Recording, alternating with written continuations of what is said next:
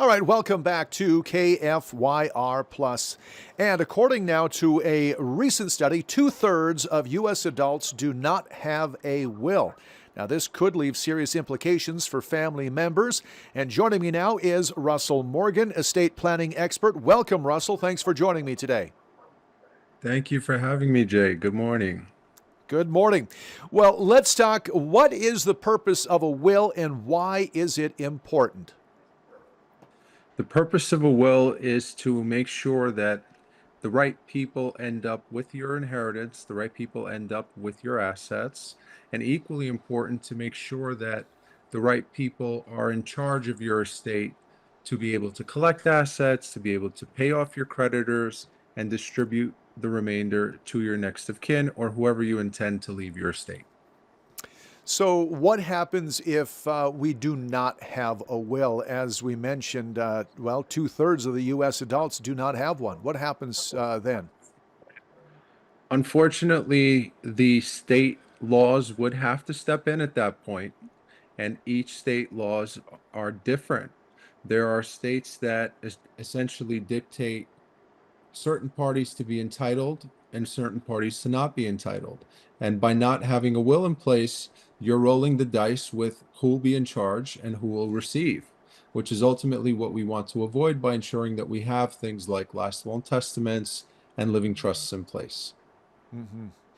Can you explain the difference between a will and a trust? Sure. So a will is a writing that has to be approved by the court after death. It's something that requires court approval in order to be effectuated, meaning in order for it to be legally binding after death. Your trust, however, is completely standalone. Your trust does not need to be approved by the court. Your trustees don't need to be appointed by the court the way that your executors do under your will.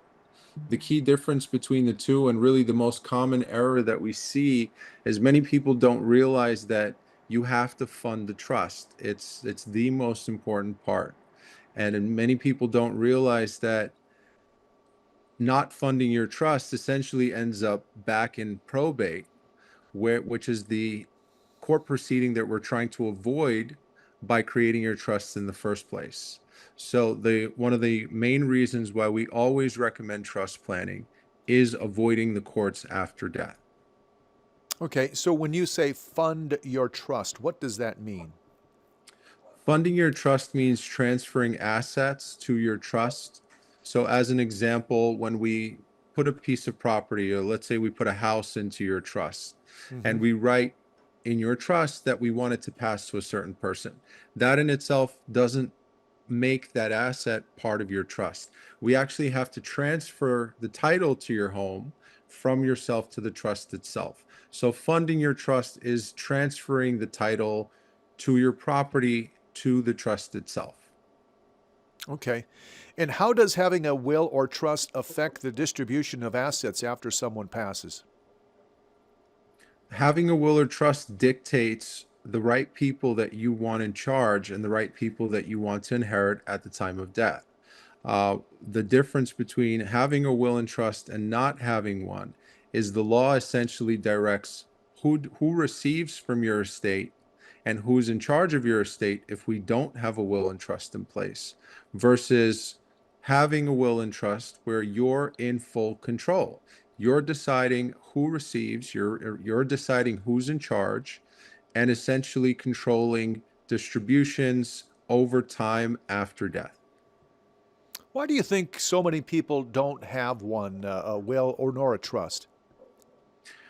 I think one of the main reasons, and what we see most often, is nobody plans to pass away. Hmm. And unfortunately, many of our clients have unexpected deaths. And that's one of the main reasons why we don't see it in place. The other reason, and most common, is people don't believe they need to have anything in place and hope for the best. And that's the worst decision that we see people make on a regular basis, is ultimately the law steps in, and many times the people that they had no intention having any part of their estate whatsoever not only end up being put in charge, but more importantly, end up inheriting their assets. Okay. Can you explain the process of creating a will? Of course. So, creating a will on a very fundamental level is a breakdown of all of your family tree.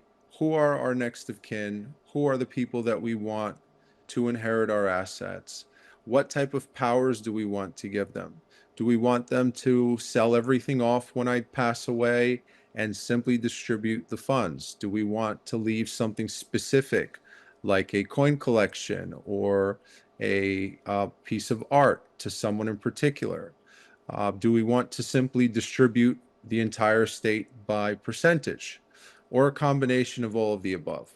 Equally important, and one of the more difficult issues that we face, is what happens if the people that we have in mind don't survive us? What happens to our property?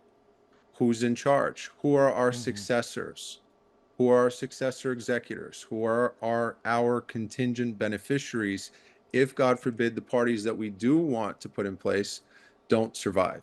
So it's something that we do in steps, first to lay out the foundation and ultimately end up with a finished product that preps for as many contingencies as possible today that we can plan for tomorrow. Mr. Morgan, is this a costly setup to get a will going? It's not a costly setup. It's something that is relatively inexpensive.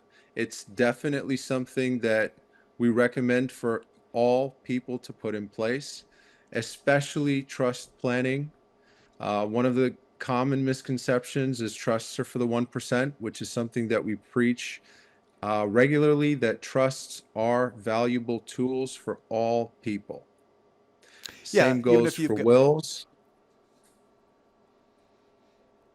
Yeah, I'm sorry, I jumped in there. I was just going to say, even if you have minimal, I guess, assets, you should probably get that assigned to someone that you would want to have that. Otherwise, like you said earlier, somebody that you don't think should have them will take your assets from you, I guess. Absolutely. Are handwritten wills valid? Does it go state by state? So it depends on the state law. Different states have different laws that apply to handwritten wills. Handwritten wills are what are called holographic wills. Uh, State laws vary, and there could be a wide variations on whether or not holographic wills are even admissible. As an example, holographic wills in New York are not admissible with certain exceptions.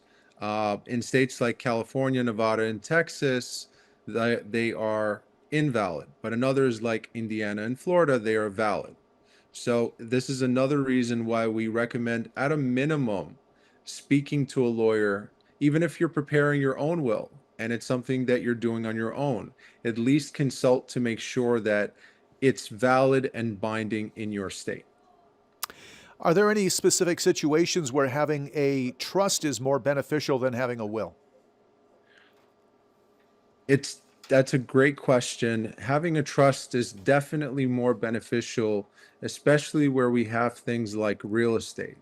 Any type of ownership of property is one of those assets that we can't leave transfer on death. We can't designate a beneficiary on the deed to our house. Hmm. So, and this is one of those assets that oftentimes gets tied up in the courts after death.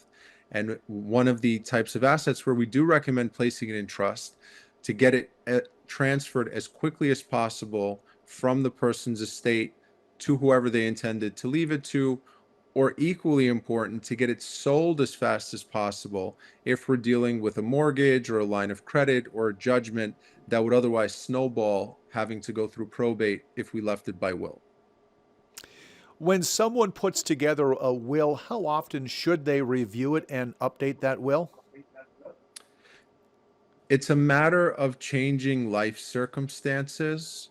So it's something that should definitely be reviewed when we have major changes and major life events.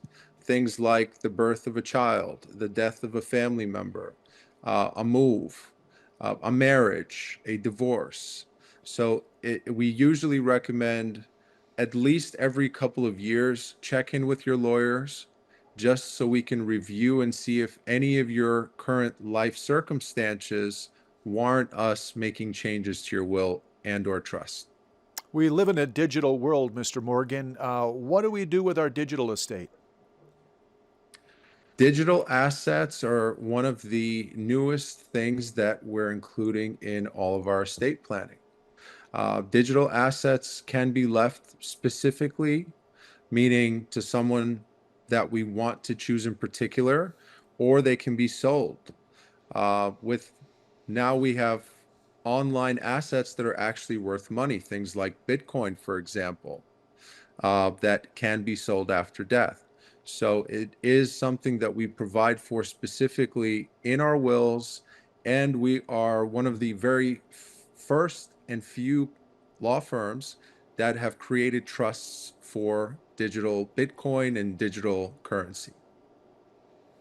What are some of the challenges that people face when it comes to estate planning? Some of the challenges would be definitely inaccurate, incomplete, or contradictory information. People try to do these things on their own. They try to create wills and trusts by themselves. There Mhm. are a lot of do-it-yourself forms out there, which for the most part are extremely helpful. It becomes problematic when it's not reviewed. What sounds right to a layperson is not necessarily what the law says. So one of the major challenges are inaccurate, incomplete, or contradictory information. If you're creating a will using an online questionnaire, for example, there's a possibility that you may leave out important information that could prevent your will from accomplishing your goals. There's also the added problem of adding in additional information in one side that may contradict a different part of your will and trust. Okay. There are three things in life that are constant, and you probably know what they are, Mr. Morgan: death, taxes, and change. So, with the death, you've got the will. With the taxes, are there any tax implications when it comes to a will associated with a will or a trust? So there are definitely tax benefits in implementing a trust. This is one of the other reasons why trust planning is so important. There are benefits in passing your assets by trust to your spouse, to your children. There are certain exemptions that we can employ that otherwise are not, if not used, are lost if not specifically mentioned. Okay. And should someone trust online wills as templates? You kind of mentioned it moments ago, but is that something somebody should trust in? It's a good starting point, so it's a great jumping off point, but we always recommend at least have it reviewed by a lawyer at a minimum to make sure that it's valid, to make sure that it's accurate, and most importantly, to make sure that it's legally enforceable. Okay. And can you explain the role of a power of attorney in estate planning? A power of attorney is something that we use during life. If God forbid you become incapacitated, if God forbid someone has a stroke, Alzheimer's, dementia, some sort of condition that prevents them from making decisions for themselves, or something simple where, let's say, I have to conduct a transaction and I'm not present in the state.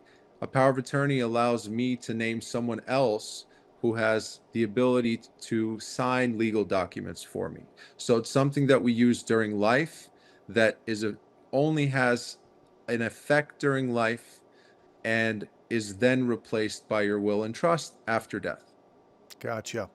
Mr. Morgan, I did an informal poll around with some friends on whether they had a will or a trust, and the answer was zero. Zero of my friends had one. Of course, we're all fairly young, but like you said, you just never know when death will come a knocking, and it's a good idea to get this going. I was surprised 2/3 of U.S. adults don't have a will. So great information from you, Russell Morgan, the founder of Morgan Legal Group. Thank you for your time this afternoon. Appreciate the expertise. Thank you, Jay, for having me. It was a pleasure. Take care and have a great day now. All right, you as well. Take care. All right, time now is 1:45 here at the KFYR Plus News Desk. Let's take a break. We're back with a look at entertainment news coming up next.